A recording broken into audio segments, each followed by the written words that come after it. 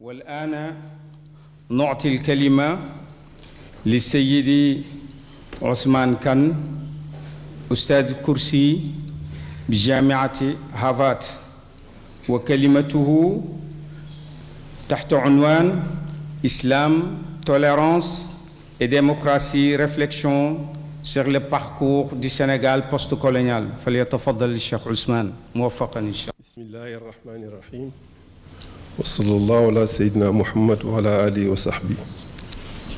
رب اشرح لي صدري ويسر لي أمري واحلل عقدة من لساني يفقهوا قولي. Excellences, Monsieur le Président de la République du Sénégal, Excellences, Messieurs et Mesdames, les membres du gouvernement et de l'Assemblée nationale, vénéré oncle, Cheikh Ahmed Tidiane Ibrahim Niass, Khalife de Maulana Cheikh al-Islam radiyallahu anhu, honorés membres du corps diplomatique et représentants des organisations internationales, vénéré professeur Tawfiq, ministre des Affaires religieuses du Royaume du Maroc, membres des délégations étrangères ayant bien voulu accepter l'invitation de l'association Ansaruddin, Mesdames, Messieurs. Je voudrais tout d'abord m'associer aux premiers intervenants pour vous souhaiter à tous et à toutes la bienvenue à la conférence internationale Contribution de l'islam à l'avènement d'une paix mondiale durable. Ensuite, je voudrais exprimer mes vifs remerciements aux organisateurs de la conférence pour avoir bien voulu me faire l'honneur de m'inviter à partager avec vous quelques réflexions sur le thème de la conférence. Cette conférence ainsi que de nombreuses initiatives similaires sont une réponse aux nombreux défis auxquels l'islam et la majorité des musulmans sont confrontés et dont l'un des moindres est de corriger la perception négative de l'image de notre religion dans le monde. Pour tous ceux et celles qui suivent l'actualité, il est évident que la question islamique est inscrite au cœur des affaires internationales en ce début du XXIe siècle. Des grandes religions du monde, aucune n'a été débattue dans les cercles académiques, les grandes organisations internationales et au sein des grands décideurs au même titre que l'islam. L'islam est-il compatible avec la démocratie? Les musulmans peuvent-ils coexister pacifiquement avec les non-musulmans? L'islam est-il compatible avec la modernité? La violence est-elle inhérente à l'islam? Voilà quelques questions qui se sont posées avec acuité et sur lesquelles il n'y a toujours pas de consensus. Avant d'émettre mon point de vue, je voudrais rappeler le contexte qui a suscité ces interrogations en mettant l'accent notamment sur trois faits nouveaux. Le premier est la sédentarisation de dizaines de millions de musulmans en Occident.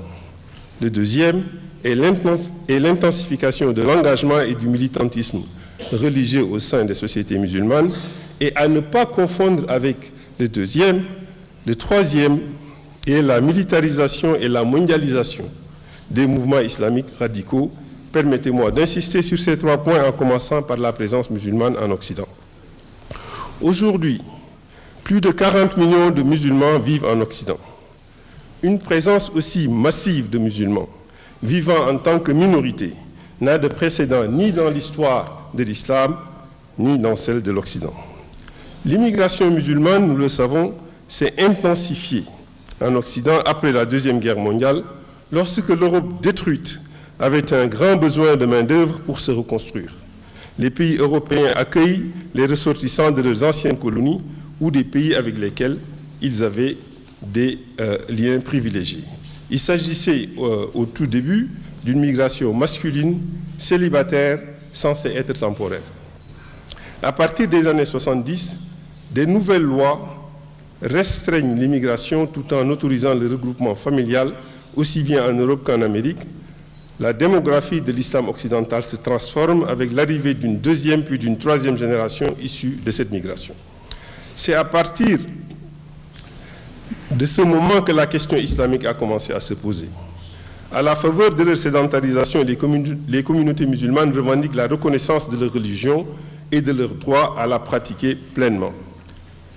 Les pays occidentaux reconnaissaient certes la liberté de culte, mais elles étaient d'autant moins préparées à faire une place à une nouvelle religion que la pratique religieuse y avait considérablement décliné. Au moment où les sociétés occidentales œuvraient sinon à se distancer de la religion, du moins à la restreindre à la sphère privée, les communautés musulmanes occidentales revendiquaient le droit de vivre pleinement leur religion, d'ériger des mosquées, de donner une éducation à leurs enfants, de s'habiller et de se nourrir selon les normes vestimentaires et alimentaires de l'islam. Tout cela a contribué à ériger la question de l'intégration des musulmans à un rang prioritaire dans l'agenda des décideurs et des médias occidentaux. Au même moment, les sociétés musulmanes étaient le témoin d'une intensification de l'engagement et du militantisme religieux qui est un deuxième fait nouveau dans leur histoire postcoloniale. Il est notable qu'à partir de la fin des années 80 et à la faveur du déclin d'idéologies comme le panarabisme, le communisme, et sous l'impulsion des mouvements militants de différentes obédiences, les sociétés du monde musulman ont été le témoin d'une résurgence de la religiosité. Cette résurgence s'est manifestée par l'intensification de la pratique religieuse, le grand intérêt de la jeunesse musulmane pour l'acquisition de l'éducation islamique, la multiplication des associations islamiques. Ces associations se sont installées dans les écoles, les campus universitaires, les entreprises, l'administration. Leur objectif principal était d'inciter les populations musulmanes à plus de rigueur dans la pratique religieuse. Les pays pétroliers du Golfe Persique et la classe moyenne musulmane ont apporté le soutien logistique à ce militantisme qui n'a pas eu un impact seulement dans les pays musulmans, mais également au sein des communautés musulmanes en Occident. Dans quelques pays tels que l'Iran ou l'Afghanistan, ce militantisme a été porteur d'un projet politique et débouché sur l'arrivée au pouvoir des militants qui ont cherché à réislamiser l'appareil d'État. Mais pour l'essentiel, il s'agissait de mouvements sociaux œuvrant à promouvoir un retour à la pratique religieuse. Enfin, le troisième fait nouveau est la militarisation et la mondialisation des mouvements islamiques radicaux.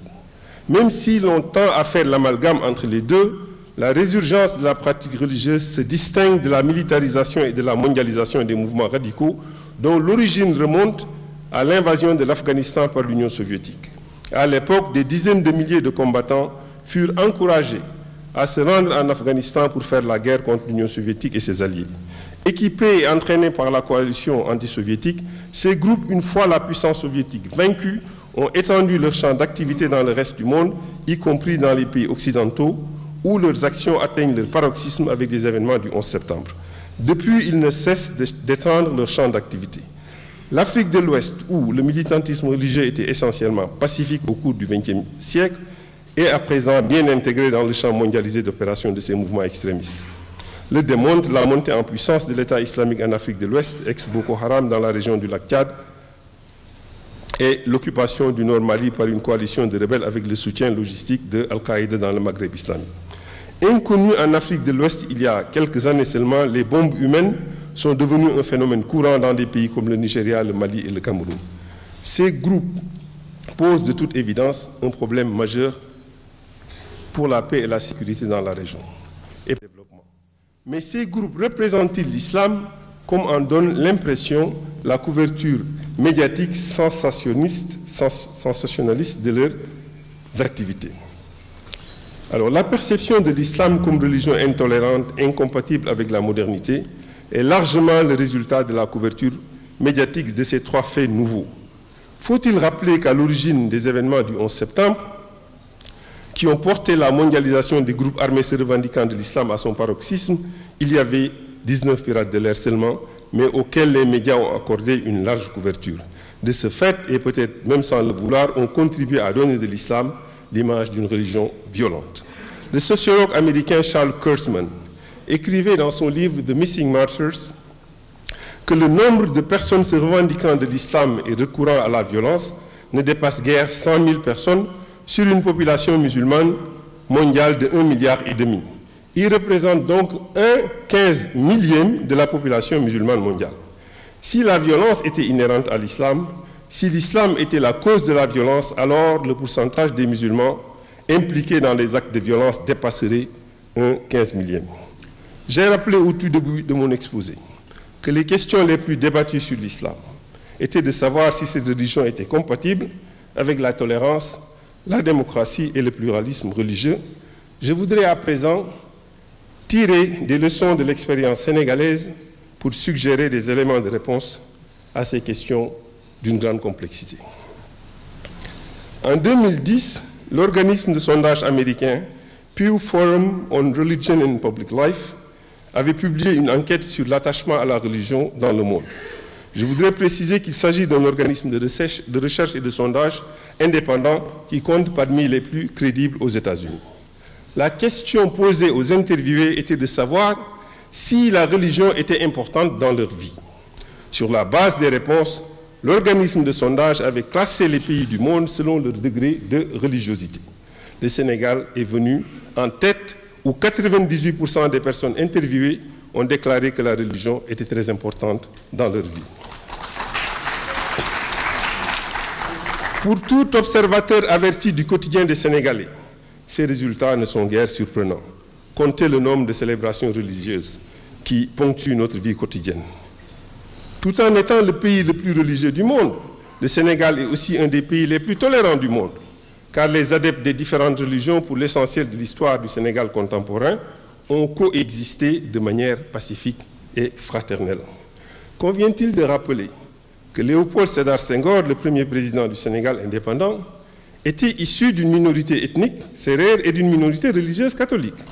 Il a gouverné pendant plus de 2 siècles, soutenu par ses compatriotes chrétiens et musulmans et de toute ethnicité.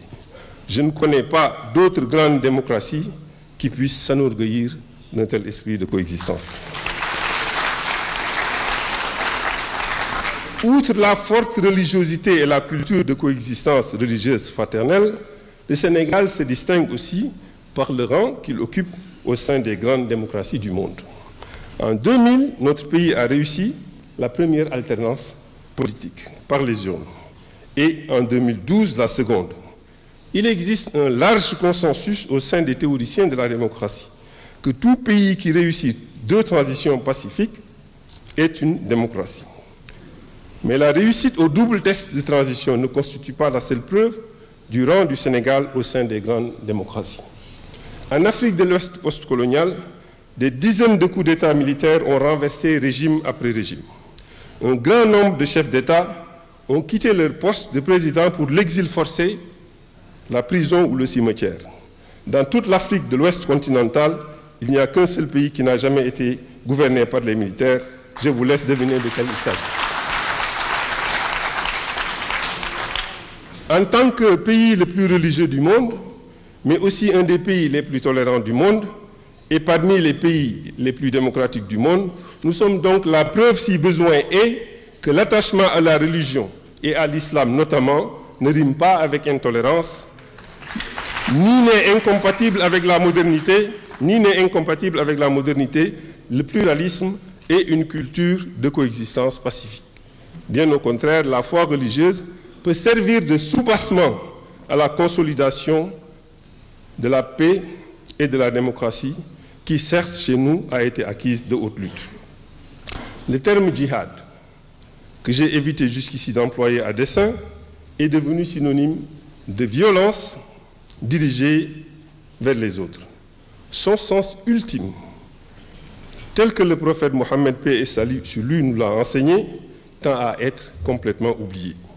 De retour d'une confrontation avec ses adversaires, le prophète Mohammed, paix et salut sur lui, avait dit à ses compagnons: « Nous venons d'accomplir le petit djihad. Nous venons d'accomplir le petit djihad, le grand djihad est celui dirigé contre soi, le djihad de l'âme. C'est ce djihad qui a été mené par les grandes communautés spirituelles du Sénégal. C'est ce djihad qui a été le vecteur de l'islamisation de notre région. L'islam a commencé à s'implanter en Afrique de l'Ouest autour du XIe siècle. L'histoire de l'islamisation a duré plus d'un millénaire. Mais il faut noter que c'est pendant la période coloniale, qui a duré 6 décennies seulement, et pendant laquelle les communautés musulmanes avaient été totalement désarmées, qu'il y a eu plus de conversions en islam qu'il n'y en a eu au cours des 9 siècles précédents. Le paradoxe est que l'Afrique de l'Ouest était alors gouvernée par des puissances non musulmanes. Mais les porte-drapeaux de l'islam ont su, au milieu de toutes ces contraintes, convaincre de vastes populations à embrasser leur religion. Ils l'ont fait par l'éducation, par la détermination à coexister pacifiquement avec leurs compatriotes. Ces chefs religieux se gardaient d'excommunier d'autres musulmans, se gardaient de faire ce qu'on appelle le takfir, exercice auquel se livrent les extrémistes qui détruisent les mausolées et dénaturent les enseignements de l'islam. Je vais conclure maintenant. Nous devons prendre conscience que certains États ont une responsabilité dans la militarisation de groupes armés non étatiques prêchant le djihad offensif. Jusqu'en 2009, le groupe Boko Haram, qui aujourd'hui constitue la menace par excellence à la sécurité régionale de l'Afrique de l'Ouest, était essentiellement un groupe religieux. C'est suite à la répression dont il a été victime par les forces de l'ordre du Nigeria et l'exécution extrajudiciaire de son leader que le groupe s'est militarisé et radicalisé et ne cesse de se transformer jusqu'ici.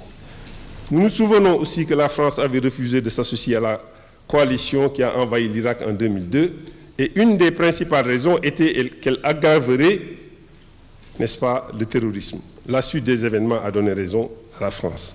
Nous savons aujourd'hui que la chute de Kadhafi, tout dictateur qu'il fut, a eu un impact négatif sur la sécurité régionale et surtout au nord Mali. Enfin, le Mali est un pays qui, comme le Sénégal, avait réussi la transition démocratique. Le Mali septentrional a prospéré pendant des siècles comme centre de commerce et d'érudition et aussi de tolérance religieuse.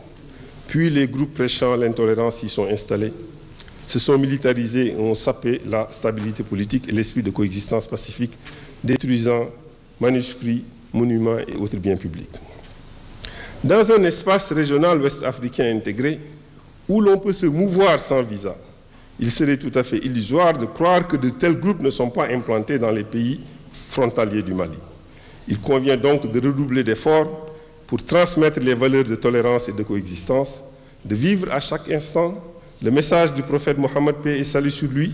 Le grand combat n'est pas le combat dirigé vers les autres, c'est le djihad de l'âme pour la perfection.